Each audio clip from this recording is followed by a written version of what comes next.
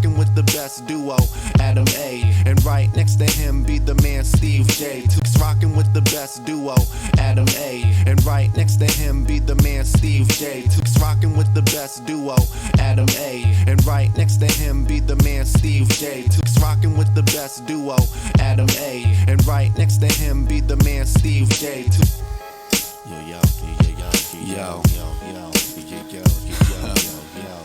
You are now tuning in to the finest podcast on the airwaves. So check it out. All right, we're back again. If you guys give a fuck. But News, Life, and Beyond. I'm here with my guy DJ. We go way back. I'm not gonna say y'all old, but we go back. So let's get into this. Tell me a little bit about your life, the beginning. Oh, well, what? When you came out of your mom. Oh, when I came out of my mom, I came out of her in 1974. I was born at Bacchus Hospital. I was raised in Norwich. I was a product of a military marriage, right? Would you say that, Mom? My dad was in the Navy. My mom was a Navy brat. You know, that's how my family came to Connecticut, by way of the Navy. And essentially, my parents married young, and they grew apart like most parents, in our neighborhood, where we grew up at, and they divorced when I was younger. And essentially, I was raised by my mother, and the individuals that influenced my life and that were very influential was my uncles, my grandfathers, and as well as deacons and elders of the church that I grew up in. And did you have brothers and sisters? Yes. My mother, she was married before, and she had two children. Two boys, my eldest brother Lamont, who has since passed, and my other elder brother Martin, who passed at birth, and my father, since my parents divorced, had since remarried, and he ceded the earth. So I had a number of siblings on that side of my family. My father had 5 children, of which 3 passed away at birth, and he had a son, which was my younger brother, who passed away in 2021, and I have a sister in Houston, Texas. Nice. Yeah. What was it like growing up in a Navy family? How old were you before your parents passed? Passed. Divorced? Everybody. Divorced. My parents legally divorced. Same thing, right?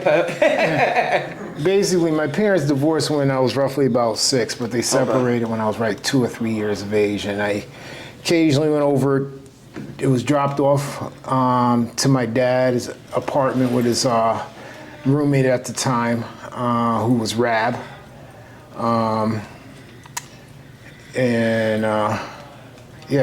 We got a lot of history with other families. Was it strict? Because he was from the military? No, my dad was essentially, he was a gangster who joined the military just to try to leave the streets. And, okay. And that didn't, he got discharged after 3.5 years of service, and he was honorably discharged for medical reasons.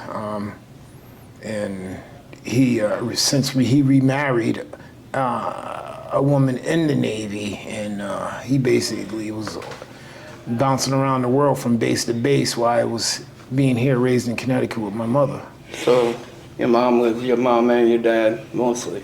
Well, my mother was my mother. She raised me, best way she could, with the resources that she had available, and with any good, strong household. And it was a struggle growing up. We were just driving down here on our way to church discussing, the struggle, welfare and poverty and sacrifices, and to get to where we need to go, or what she had to sacrifice to provide a household for us. for me and my brother without the assistance of my father or her ex-husband, also Dwight, who fathered her first set of children. You know, What part of Norwich did you live? Oh, I mean, essentially, I grew up on Laurel Hill. On Laurel Hill. In the east side, Hamilton Ave section, all that through that area. Grew up on Laurel Hill, went to Veterans Memorial, then went to Teachers Memorial and NFA, got kicked out of Teachers when I was in junior high. That's where we met. No, Veterans? Yeah. What grade? About third, First grade. I'm old, man. I got dementia. Yeah, we first met. grade. We met at Veterans Memorial Elementary School on Crouch Ave in first grade.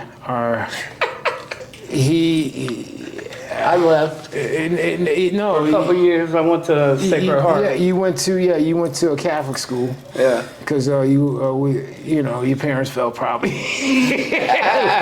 we were all bad influences, or the school system was not adequate enough to provide for your academic needs. So your parents made the choice. I went there third, fourth. I got kicked out in fifth grade and went back to Veterans.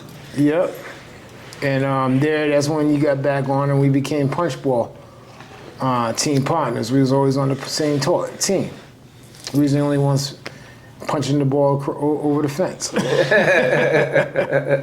probably don't know about punchball. Yeah, they don't know nothing about what punchball. Nah. That's a Veterans Laurel Hill School thing. Yeah. Yeah. So then you went to Teachers, and what was the reason you got kicked out of there? Oh man, I got kicked out because I was doing grown folk things with a young lady in the nurse's room. I got expelled in what was it, September, right? I got expelled in September. Funny thing was, so you was having sex in the nurse's room? yeah, something like that. Oh, okay. Yep. Okay. So essentially, right, I ended up getting I was remanded to in-school suspension, right, for 2 weeks. And they provided me all my subjects, right? I remember it clearly. Out of in-depth boredom of sitting in there, I went through all the textbooks, completed all the assignments, and handed it to them. And then we went through the expulsion hearing, and then they assigned, because Connecticut has a law that the town has to provide academic support or an education all the way up into the age of 16.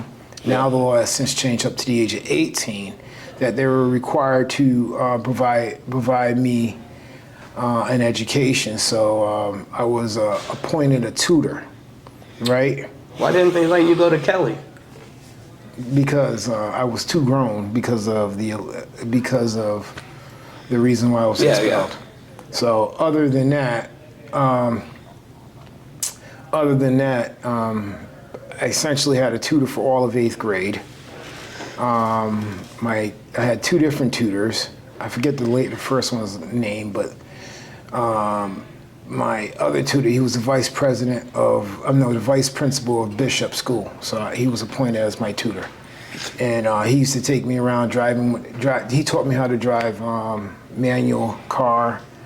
And because essentially, since I completed all my academic studies within 2 weeks of in-school suspension, what more could he teach me? Right? And so basically, he became the town babysitter in so many words, and he had to figure out a way what to develop as an academic plan to justify any other grades and stuff. And there was a map. There was a map that I had to paint at Bishop Elementary School, right? So he had me come to the school regularly, and I was out there painting this big ass map for the students of Bishop. So you painting on the wall or something, on the floor? On the ground. It was Okay. underground, right? So through that experience, it just taught me, you know, essential discipline, and also made me realize that I actually was smart.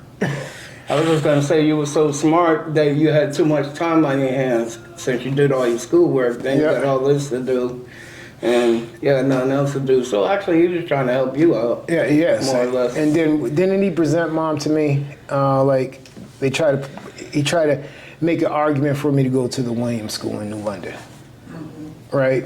Life and beyond. News, life and beyond. New podcast, it's time you tap into it. Real life interviews, focus on your businesses. No propaganda or gimmicks, just two dawns. Steve J and Adam A. News, life and beyond. News, life and beyond. News, life and beyond. With the freshness never gets old. We lock on the mics and discuss hot topics.